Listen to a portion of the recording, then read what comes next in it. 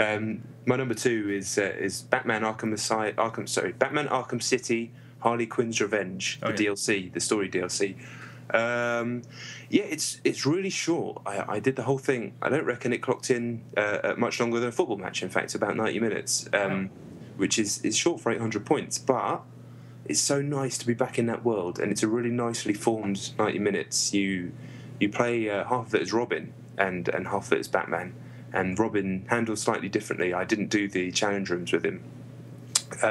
He's slightly heavier in combat, and you need your timing to be better on the counters and things because he uses a stick, and some of the animations take a little bit longer.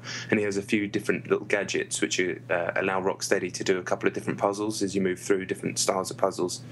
But yeah, it's just nice to be back playing that game. It's so good, such a good game, and it feels like an episode of a Batman Arkham TV show. It's like, it has its own self-contained story, which does completely tie into the end of the story of the game, which I won't spoil for people who haven't finished it or played it. But it's just as well constructed, produced, and written as the game itself. You get a new area, which is an interior area off the edge of Arkham City to look around it, which is kind of warehousey and docksy, which is normally annoying for games, but here it's just it's so detailed and nicely done that I can't complain.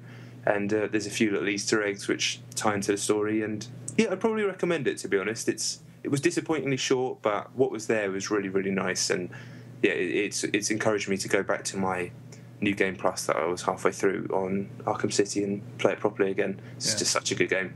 Yeah, I mean, that's when I heard about the DLC, I was desperate to get it, but Arkham City was my favourite game of last year. But I've left it for so long since playing it that I've forgot enough about it. So when the Game of the Year edition comes out with all the DLC on it, I'm going to snap that up like a good one and smash through it again. Fucking hell of a game that. Really, really, just a masterpiece. I mean, this DLC is standalone within the game, if that makes sense. So you don't access it while playing the story. It's like a separate menu option. Yeah. Okay. Cool. I look forward to playing that later in the year for sure. Just as long as people know that what they're getting for their 800 points isn't that long, then they probably shouldn't be disappointed. Yeah, but I mean, quality trumps quantity every time. Always.